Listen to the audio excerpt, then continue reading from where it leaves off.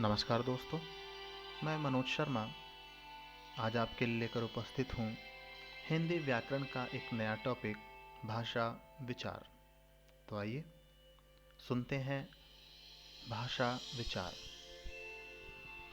भाषा शब्द भाष धातु से बना है, जिसका अर्थ है बोलना, कहना या प्रकट करना। मुख से केवल ध्वनियाँ निकालना भाषा नहीं है। पशु पक्षी भी अपनी अपनी आवाज़ों में एक दूसरे तक अपने भाव पहुंचाते हैं, परंतु वह भाषा नहीं होती है। भाषा में निम्न लक्षण होते हैं। 1. भाषा सार्थक ध्वनियों के मेल से बनती है। 2. भाषा में ध्वनियों के लिए प्रतीक या चिन्ह होते हैं। 3. भाषा मन के भावों अथवा विचारों को दूसरों तक पहुंचाती है। 4. प्रत्येक भाषा में शब्दों के अर्थ होते हैं। 5. प्रत्येक भाषा में वर्ण, शब्द और वाक्य संरचना की व्यवस्था होती है। भाषा की परिभाषा। भाषा वह माध्यम है जिसके द्वारा मनुष्य बोलकर, सुनकर, लिखकर व पढ़कर अपने मन के भावों अथवा विचारों का आदान प्रदान करता है। भाषा के मुख्यतः 2 भेद होते हैं, मौखिक भाषा तथा लिखित भाषा। मौखिक भाषा भाषा का वह रूप जिसमें एक व्यक्ति बोलकर अपने मन के भाव या विचार प्रकट करता है तथा दूसरा व्यक्ति सुनकर उसे समझता है, उसे मौखिक भाषा कहते हैं। जैसे टेलीफोन, दूरदर्शन, भाषण, वार्तालाप, नाटक, रेडियो, समाचार वाचन, वाद विवाद, काव्य पाठ, कहानी सुनाना आदि। मनुष्य ने पहले बोलना सीखा, अतः यह भाषा का मूल तथा प्राचीनतम रूप है। भाषा के इस रूप का प्रयोग अधिक होता है। लिखित भाषा भाषा का वह रूप जिसमें एक व्यक्ति लिखकर अपने मन के भाव या विचार प्रकट करता है तथा दूसरा व्यक्ति पढ़कर उसे समझता है, उसे लिखित भाषा कहते हैं। जैसे पत्र, लेख, समाचार पत्र, पत्रिकाएं, कहानी, संस्मरण, ईमेल, एसएमएस आदि।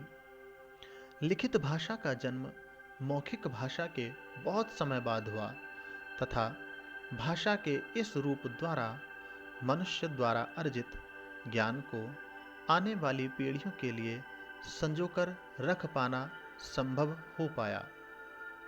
कुछ विद्वान भाषा का एक तीसरा भेद भी बताते हैं, सांकेतिक भाषा। जब संकेतों द्वारा बात समझाई और समझी जाती है, तब वह सांकेतिक भाषा होती है। उदाहरण, चौराहे पर खड़ा यातायात को नियंत्रित करता सिपाही या मूक बधिर व्यक्तियों का वार्तालाप आदि। मातृभाषा मातृ प्लस भाषा अर्थात माँ द्वारा प्राप्त भाषा। वह भाषा जिसको बालक अपनी माँ तथा परिवार द्वारा सीखता है, उसे मातृभाषा कहते हैं।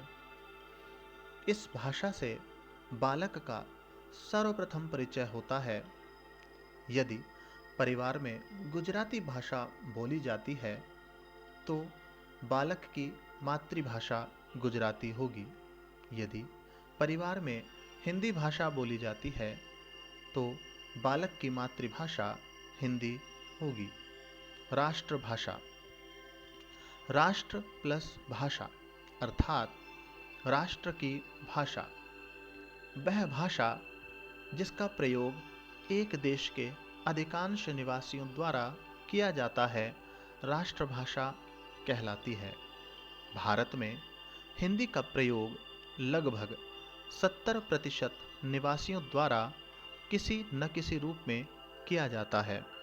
अतः हिंदी को हमारी राष्ट्रभाषा भी कहा जाता है। प्रत्येक देश की अपनी राष्ट्रभाषा होती है, जैसे जापान की जापानी, चीन की चीनी, फ्रांस की फ्रांसीसी आदि। राजभाषा, राज प्लस भाषा अर्थात राजकाज की भाषा, वह भाषा जिसका प्रयोग देश के कार्यालयों में कामकाज के लिए किया जाता है, राजभाषा कहलाती है। भारत की राजभाषा हिंदी तथा अंग्रेजी दोनों है। संविधान निर्माताओं ने हिंदी को राष्ट्रभाषा बनाए जाने की मांग को दृष्टिगत रखते हुए संविधान सभा ने 14 सितंबर 1949 को हिंदी को संघ की राजभाषा स्वीकार करते हुए राजभाषा हिंदी के संबंध में निम्न प्रावधान किए। संविधान के भाग 5 एवं 6 के क्रमशः अनुच्छेद 120 तथा 210 में तथा भाग 17 के अनुच्छेद 343, 344, 345, 346, 347, 348, 349, 350 तथा 351 में राजभाषा हिंदी के संबंध में निम्न प्रावधान किए गए हैं। इन प्रावधानों के साथ ही संप्रति भारत की 22 भाषाओं को संविधान की अनुसूची 8 में मान्यता दी गई है।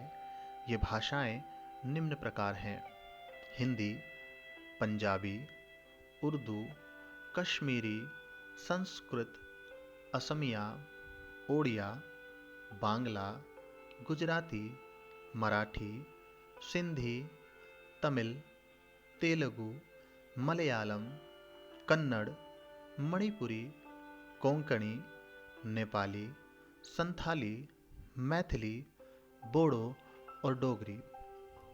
अनुच्छेद 343 संघ की राजभाषा। इसके खंड 1 में कहा गया है कि संघ की राजभाषा हिंदी और लिपि देवनागरी होगी। संघ के शासकीय प्रयोजनों के लिए प्रयोग होने वाले अंकों का रूप भारतीय अंकों का अंतरराष्ट्रीय रूप होगा। खंड 2 में कहा गया है कि खंड 1 में किसी बात के होते हुए भी किसी संविधान के प्रारंभ से 15 वर्ष की अवधि तक संघ के उन सभी शासकीय प्रयोजनों के लिए अंग्रेजी भाषा का प्रयोग किया जाता रहेगा जिनके लिए उसका ऐसे प्रारंभ से ठीक पहले प्रयोग किया जा रहा था। परंतु राष्ट्रपति उक्त अवधि के दौरान आदेश द्वारा संघ के शासकीय प्रयोजनों में से किसी के लिए अंग्रेजी भाषा के अतिरिक्त हिंदी भाषा का और भारतीय अंकों के अतिरिक्त अंतर्राष्ट्रीय रूप के अतिरिक्त देवनागरी रूप का प्रयोग प्राधिकृत कर सकेगा। खंड 3 में कहा गया है कि इस अनुच्छेद में किसी बात के होते हुए भी संसद उक्त 15 वर्ष की अवधि के पश्चात विधि द्वारा अंग्रेजी भाषा का या अंकों के देवनागरी रूप का ऐसे प्रयोजनों के लिए प्रयोग उपबंधित कर सकेगी जो ऐसी विधि में विनिर्दिष्ट किए जाएंगे। संपर्क भाषा। संपर्क प्लस भाषा अर्थात संपर्क की भाषा वह भाषा जिसका प्रयोग देश के निवासी आपस में संपर्क करने के लिए करते हैं, संपर्क भाषा कहलाती है। भारत की संपर्क भाषा हिंदी तथा विश्व की संपर्क भाषा अंग्रेजी है। मानक भाषा। विद्वानों व शिक्षाविदों द्वारा भाषा में एक रूपता लाने के लिए भाषा के जिस रूप को मान्यता दी जाती है वह मानक भाषा कहलाती है। मानक हिंदी वर्तनी संबंधी मुख्य बिंदु: 1. विभक्ति चिन्ह संज्ञा शब्दों से पृथक तथा सर्वनाम शब्दों से मिलाकर लिखे जाएंगे, जैसे संज्ञा राम को, सर्वनाम उसको। 2. संयुक्त क्रियाएं पृथक लिखी जाएंगी, जैसे पढ़ चुका है। नंबर 3. अव्यय पृथक लिखे जाएंगे, जैसे उनके साथ, यहाँ तक। 4. श्री, जी आदि भी अलग लिखे जाएंगे, जैसे श्री वर्मा, वर्मा जी। 5. क्रिया विशेषण अव्यय में य और व की जगह स्वरात्मक प्रयोग किया जाए, जैसे नई के स्थान पर नई, हुआ के स्थान पर हुआ, किए, आए, नई, हुआ आदि मानक रूप हैं। जहाँ यह शब्द का मूल तत्व हो, वहाँ वह यह ही रहेगा, जैसे स्थायी, अव्ययी भाव, दायित्व आदि में य के स्थान पर ई नहीं आएगा। 6. संयुक्त व्यंजन के रूप में पंचमाक्षर के स्थान पर अनुस्वार आएगा। अनुस्वार व अनुनासिक दोनों चिन्ह प्रयोग में आएंगे शिरोरेखा के ऊपर, जहाँ मात्रा व चंद्र बिंदु दोनों के लिए स्थान का अभाव हो जाता है, अतएव वहाँ अनुस्वार लगाया जा सकता है। जैसे मैं में चंद्र बिंदु अर्थात अनुनासिक के स्थान पर केवल अनुस्वार लगाया जाता है, अन्यत्र चंद्र बिंदु का प्रयोग किया जाना चाहिए। 7. कुछ शब्द दोनों रूपों में मानक हैं, जैसे सर्दी अथवा सरदी, गर्दन अथवा गरदन आदि। 8. शब्द के अंत का हलंत हिंदी में लुप्त हो चुका है, जैसे विद्वान, महान, परिषद, संसद आदि के अंत में लगने वाला हलंत। 9. तत्सम शब्दों में 3 व्यंजनों के संयोग की स्थिति में एक द्वित्वमूलक व्यंजन लुप्त हो गया है, उसे न लिखने की छूट है, जैसे अर्ध में आधुनिक समय में लिखते समय अर्ध द का लोप हो जाता है। तत्व में 2 अर्ध तत्वों के अर्ध त के स्थान पर एक त अर्ध त लिखा जाता है। 10. तत्सम शब्दों के तद्भव हो जाने पर विसर्ग का लोप हो जाता है, जैसे दुख का दुख। 11. पूर्वकालिक प्रत्यय कर क्रिया से मिलाकर लिखा जाए, जैसे दौड़कर, पढ़कर, लिखकर आदि। 12. क, ख, ग, ज, फ में से कुछ ध्वनियाँ हिंदी उच्चारण में परिवर्तित हो गई हैं, केवल ज, फ अभी भी प्रयोग में है। अरबी, फारसी या अंग्रेजी मूलक शब्दों में इनका प्रयोग मानक है। बोली: भाषा का क्षेत्रीय रूप बोली कहलाता है। भाषा का अल्प विकसित रूप होता है, इसे सामान्यतः बोलचाल में प्रयोग किया जाता है। इसमें प्रायः साहित्य की रचना नहीं होती। बोली में लोक कथाओं व लोकगीतों की रचना होती है, परंतु ये लिखित रूप में नहीं होते। इनका प्रचलन मौखिक रूप में ही होता है। कुछ साहित्यकारों ने बोलियों में साहित्य की रचना की थी, जैसे गोस्वामी तुलसीदास ने रामचरितमानस, अवधि सूरदास ने सूरसागर, ब्रज तथा विद्यापति ने पदावली मैथिली में रचना की। इनका आगे विकास नहीं हो सका।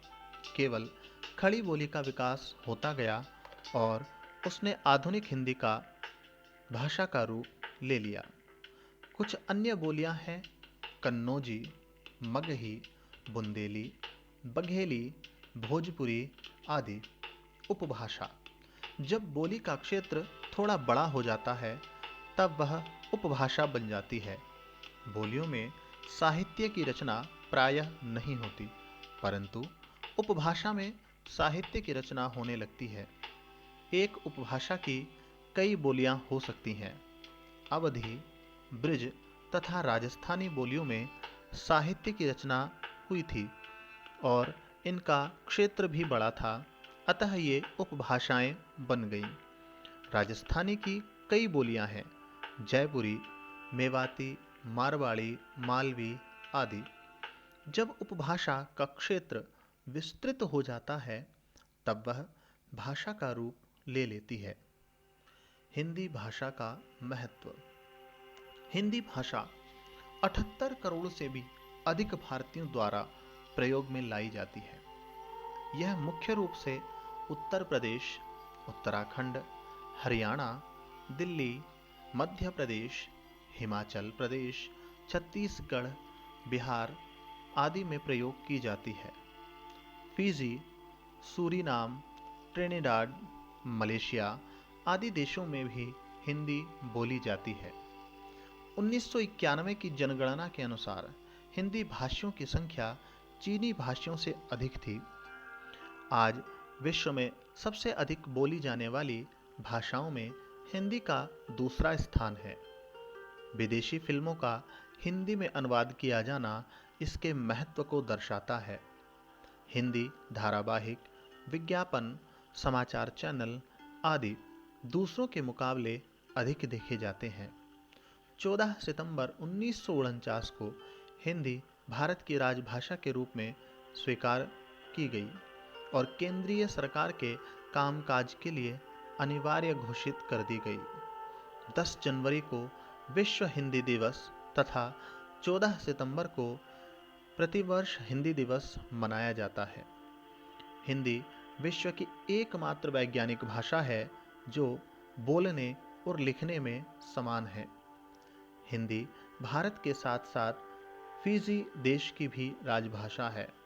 संपूर्ण भारत में हिंदी का प्रयोग राजभाषा, राष्ट्रभाषा तथा संपर्क भाषा के रूप में किया जाता है।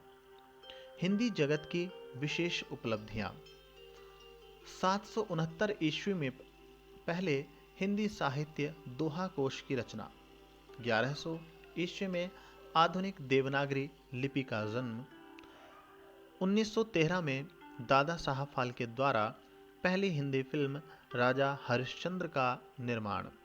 1926 में कोलकाता से पहले हिंदी समाचार पत्र उदंत मार्तंड का प्रकाशन।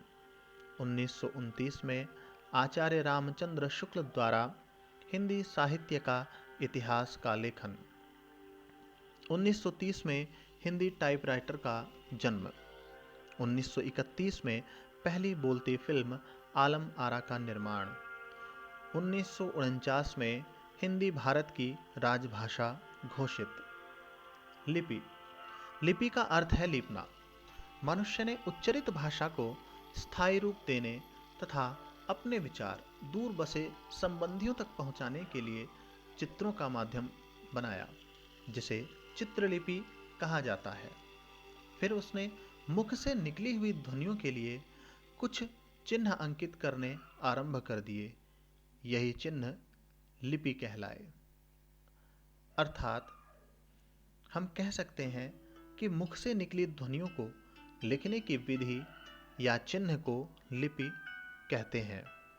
प्रत्येक भाषा की अपनी लिपि होती है, जैसे संस्कृत, हिंदी, नेपाली, मराठी, गुजराती आदि की देवनागरी लिपि है।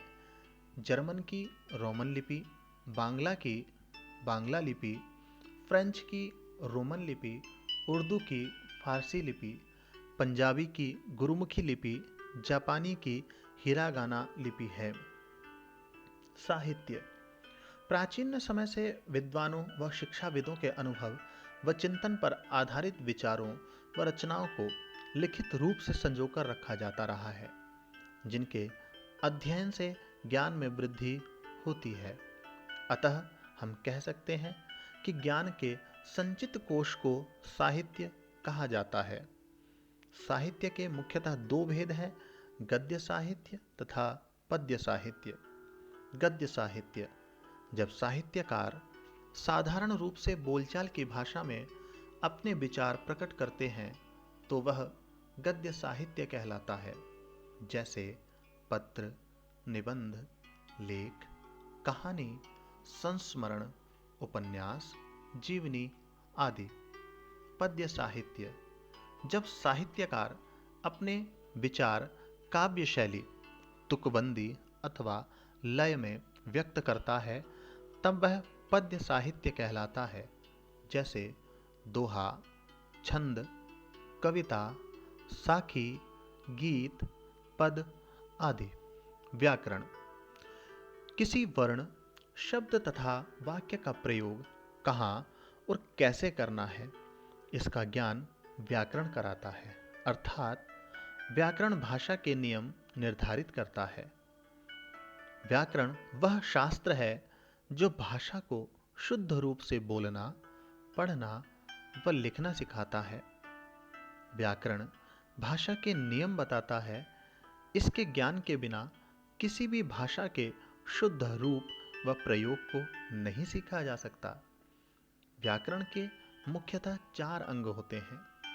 1 वर्ण विचार, 2 शब्द विचार, 3 पद विचार तथा 4 वाक्य विचार। आशा है आपको यह ऑडियो पसंद आएगी तथा आपके ज्ञान में थोड़ा वर्धन करेगी। अगर आपको पसंद आए तो कमेंट जरूर कीजिएगा। धन्यवाद।